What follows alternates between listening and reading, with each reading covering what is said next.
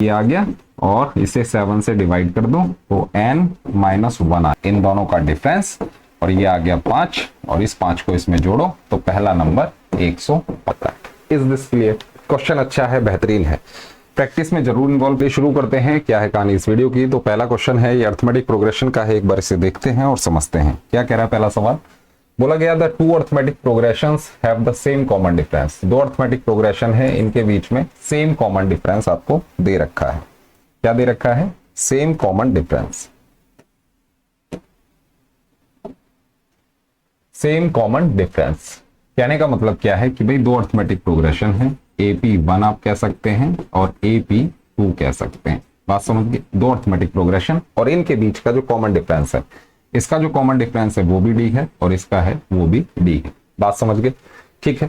The difference between their 100th term is 100। भाई AP1 की जो 100th टर्म होगी, 100 टर्म होगी वो, और AP2 की जो 100th टर्म होगी वो, इनके बीच का जो डिफरेंस है, वो आपको दे रखा है 100।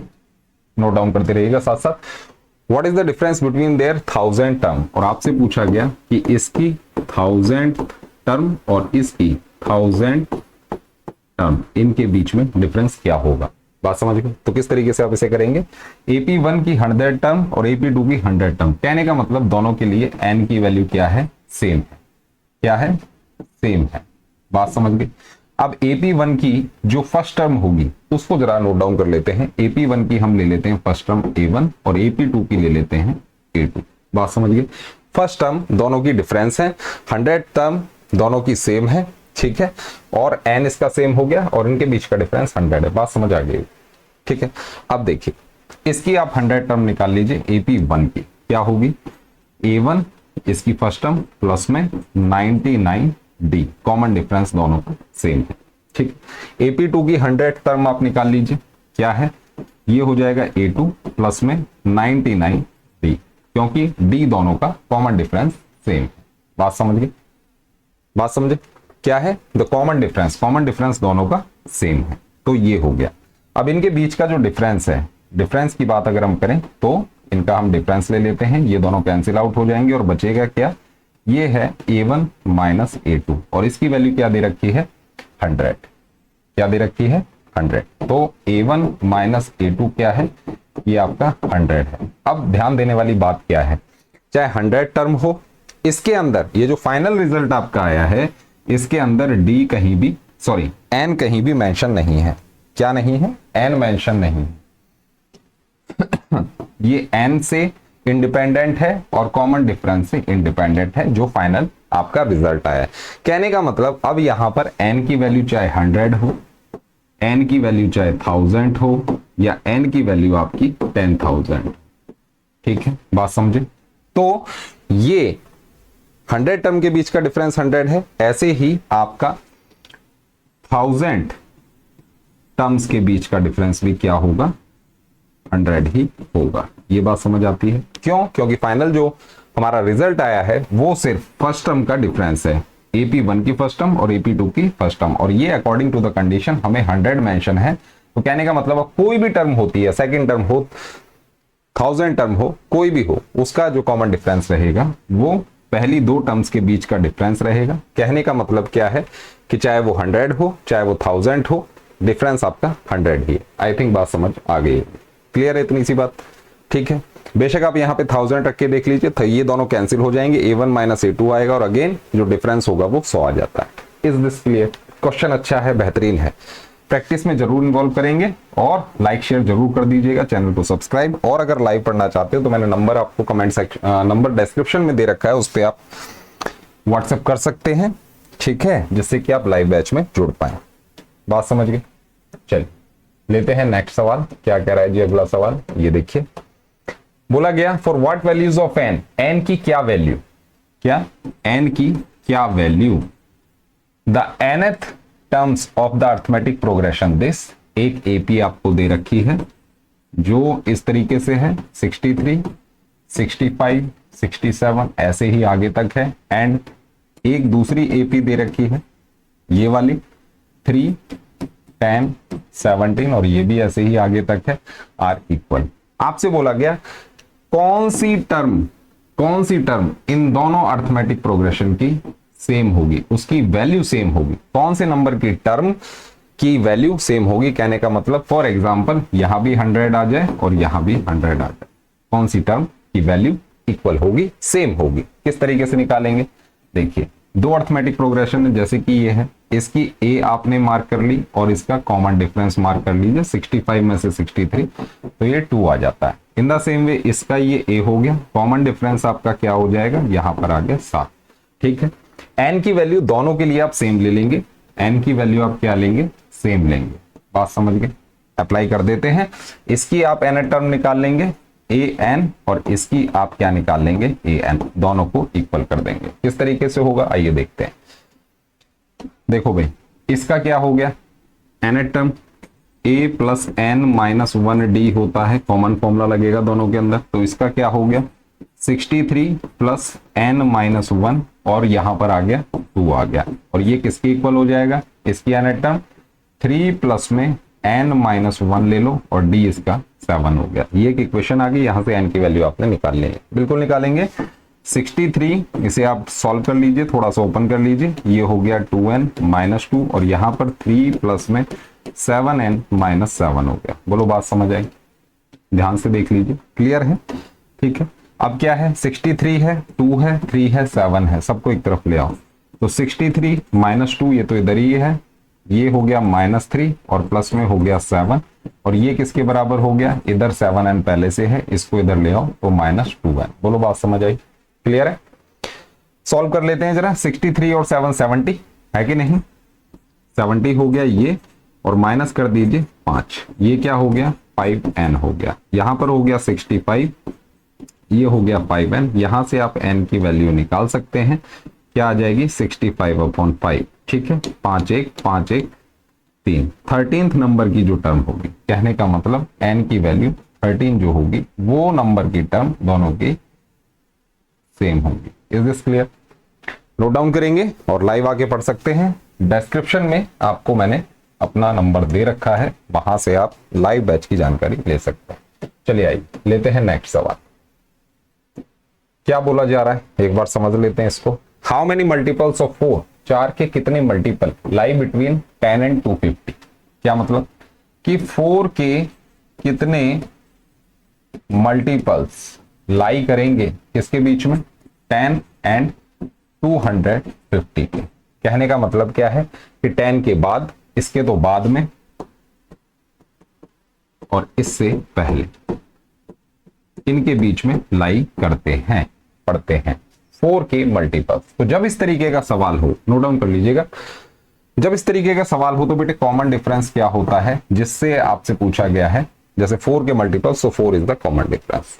10 के बाद कैसे पता लगाएंगे, 10 लिख लीजिए और यहां पर आप 4 लिख लीजिए, डिवाइड करिए, 4 2 जा 8 होता है और यहां पर 2 आ गया, बट इससे हमें क्या चाहिए, 10 से बड़ा नंबर चाहिए, है कि नहीं, इससे बड़ा हो।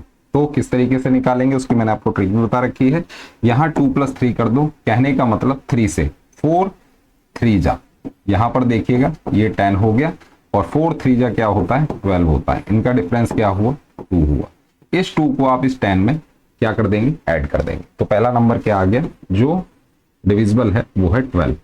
250 से छोटा होना चाहिए, इसके लिए आप क्या करेंगे बेटा, 250 लिखिए और इसके लिए सिंपल डिवीजन 4 4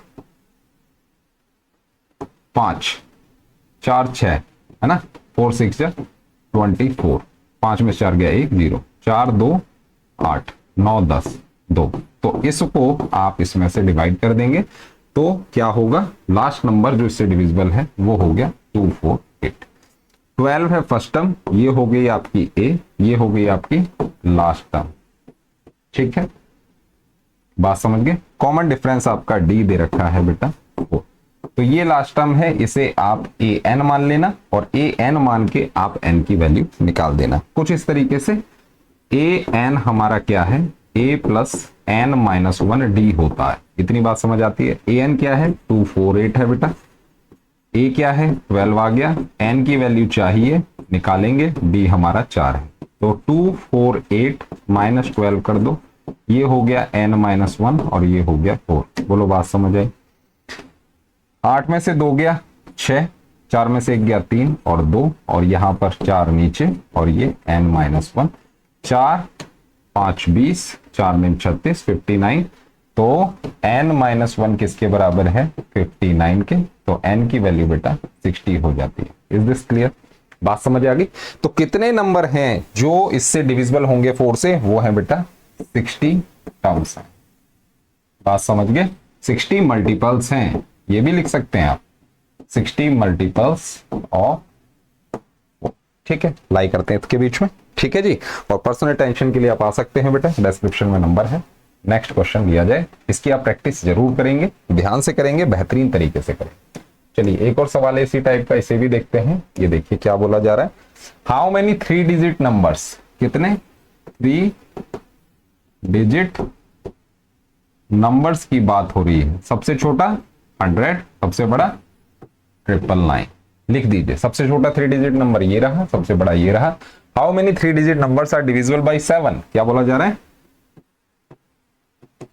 डिविजिबल बाय 7। तो जैसे ही आप ऐसा देखते हैं तो वहीं पे आप डी मार्क कर दिया करिए 7। ठीक है।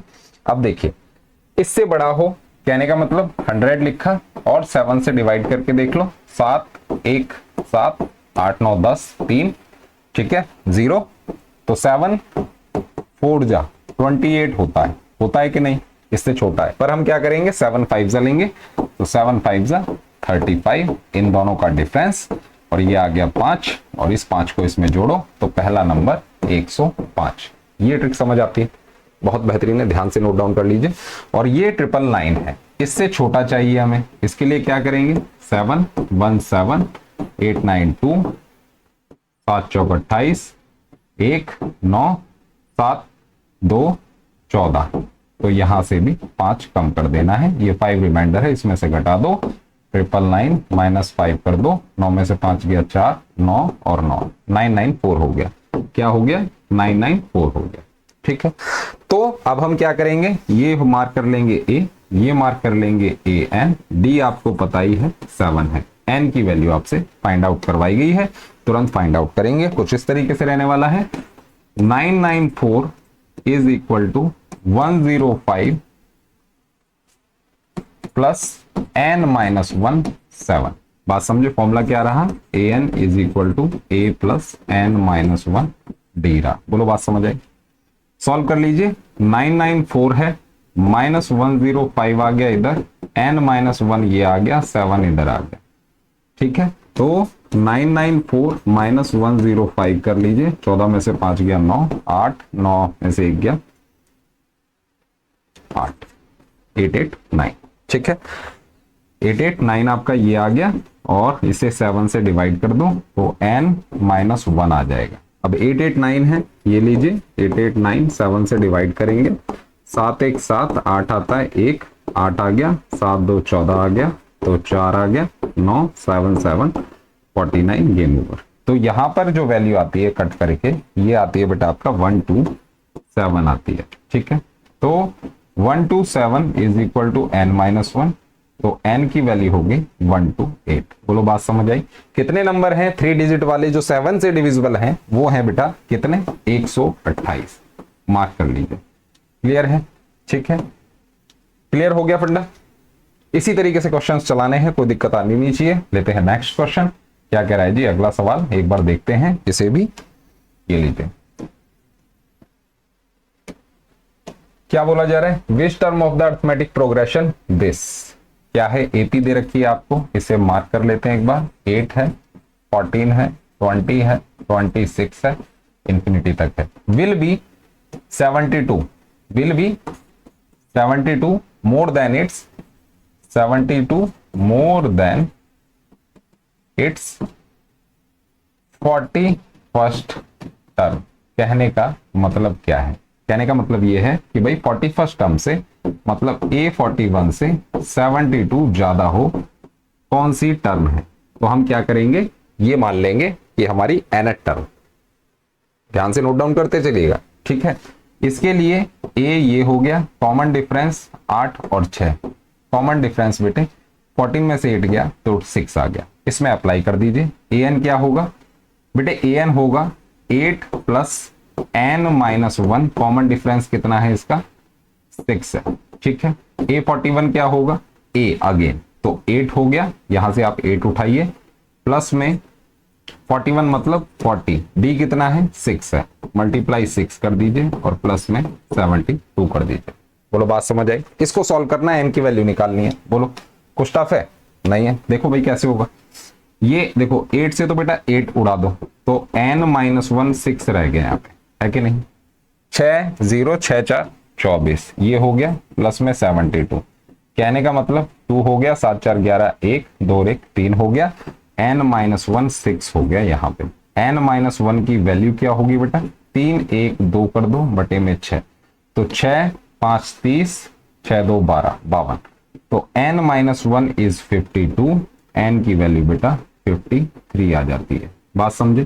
तो कौन से नंबर की टर्म होगी, 53 नंबर की टर्म होगी इस क्वेश्चन का आंसर। Is this clear. कुछ टफ लगा, नोट डाउन करते चला करो, साथ साथ नोट डाउन करोगे तो बेहतरीन रहेगा बेटे, वीडियो से ही समझ जाओगे। और फिर भी अगर लाइव आके पढ़ना चाहते हो तो नंबर डिस्क्रिप्शन में है, जरूर व्हाट्सएप करिए और लाइव बैच में जुड़िए, कोई दिक्कत होनी नहीं चाहिए।